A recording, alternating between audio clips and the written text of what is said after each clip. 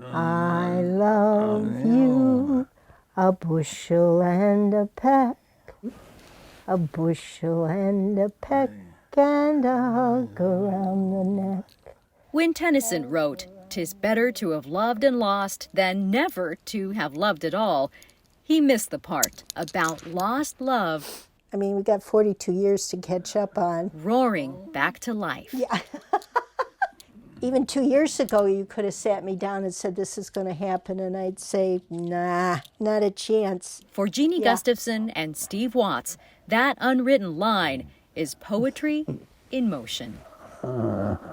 It's still kind of surreal. Steve has another word for it.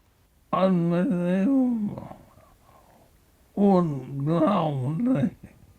Oh, that's German.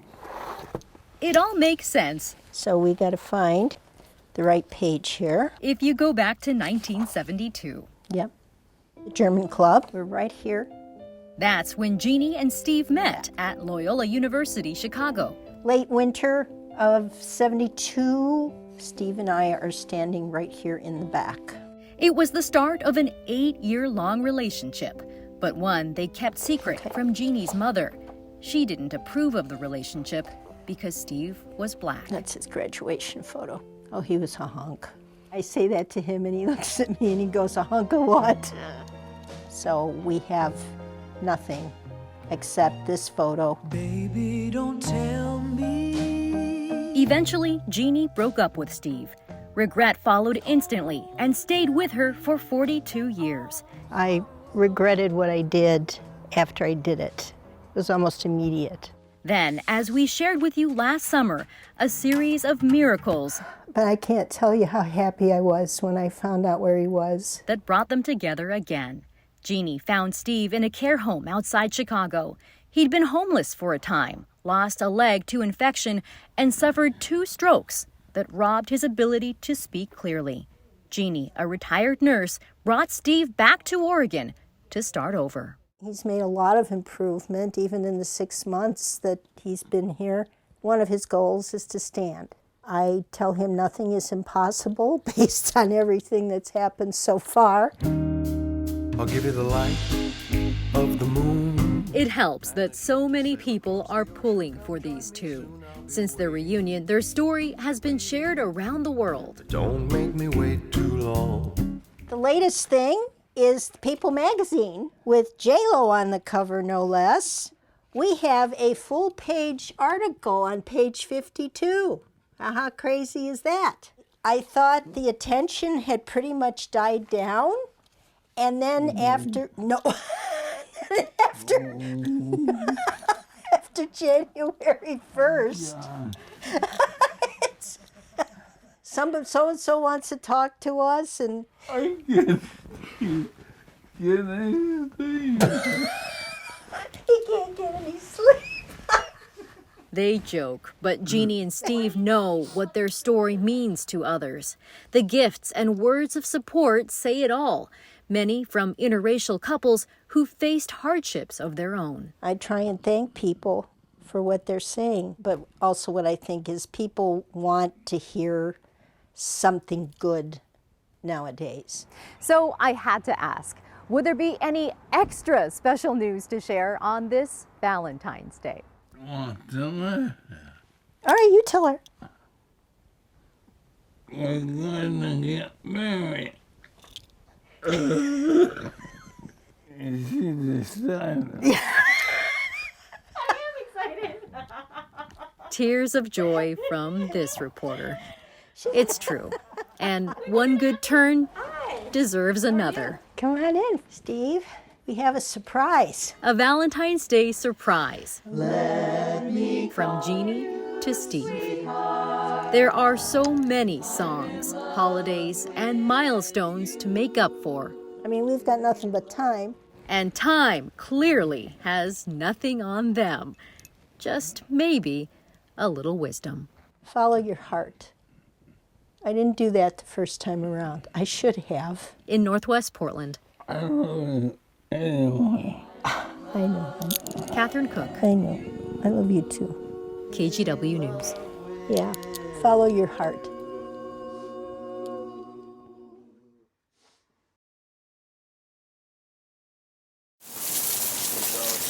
It's late afternoon in Old Town. The sidewalks are busy.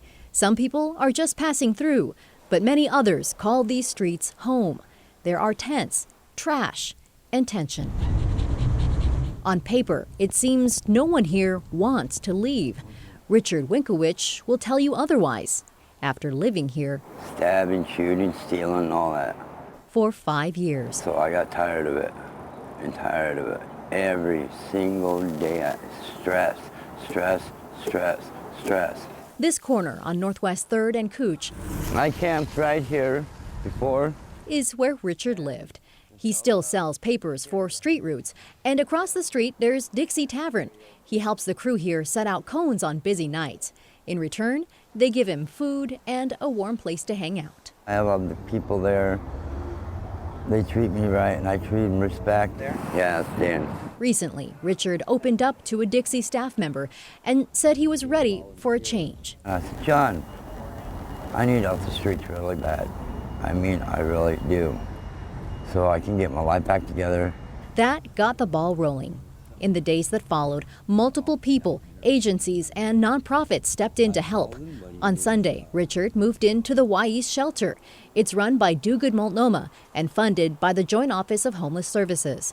Here he has his own bed and access to many of the comforts we might take for granted, like a kitchen, bathroom, and laundry. Good night's sleep, no noise or nothing at all, peaceful. Richard still spends his days in Old Town. Mostly my heart, I love helping people out. He checks in on his friends and former neighbors. You want to get your own place and be more comfortable inside and then outside? Yeah. It's not always easy, Christy, would you rather be indoors or outdoors? and it's often frustrating. Christy? Okay, you have a good day. Richard notes addiction is robbing so many people's ability to advocate for themselves, to decide they want to leave. Richard says he's been clean for a while now. No more hard drugs. When you're high, you can't think what you're doing. When you're off that stuff, you can think. I can think right now. It just really makes me feel good about where he's going. Dan Lenzen co-owns Dixie Tavern. He's proud of Richard. Dan's a good guy. He hopes others will get a chance at housing too, but there are obstacles. Basic things like getting a proper ID, a cell phone, and even the knowledge of what to do first. It can all be hard to come by when you have nothing. So that narrative of nobody wants to go, that's not right. If we had more outreach, more folks on the ground that day and night, we can't just do it during the day because they don't work around daytime hours. Congratulations, brother. It makes victories like Richard's It's hard out here on the street. I know. even more sweet. Yeah. Too rough.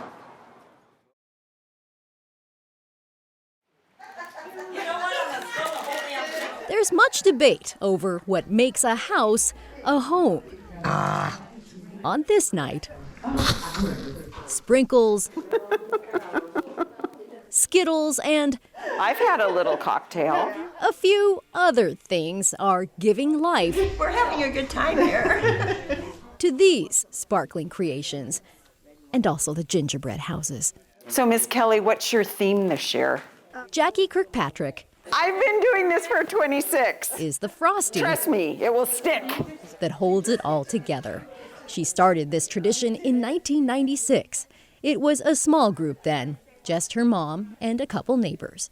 And then every year it gets bigger and bigger. This year, Jackie baked 60 gingerbread houses for 5 parties and one reason. And it's fun. I know that they're having a good time and relaxed. What is that? These guests It's deer poop. are the ladies of Juniper Street in Lyons. And of course, Jackie's husband, Dean. I might act like I don't want to be around, but I do, but don't tell her. They moved here 5 years ago, their retirement dream home on the North Santiam River. The gingerbread parties came with them. What starts it is just talking to your neighbors. There's first-timer Aletha. She invited me last year, and I was like, nah. I don't do this kind of stuff. I'm not creative. Jane here is on her 4th year. My theme was a log cabin, but my pretzels would not stick.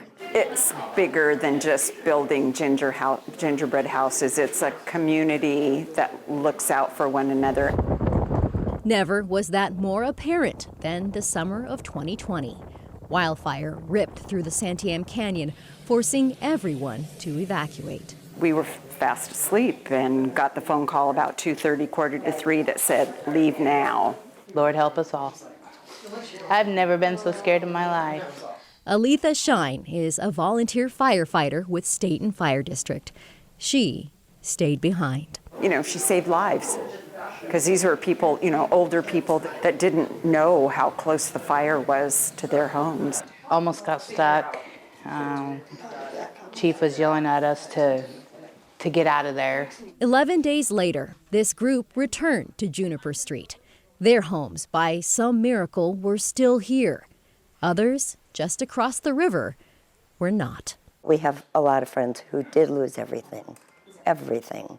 2 years later, homes that burned are new again, and neighborhoods that survived are stronger than ever. Maybe what makes a house a home It's sticking. is the resolve I'll do this again. to always try. I enjoyed it, believe it or not.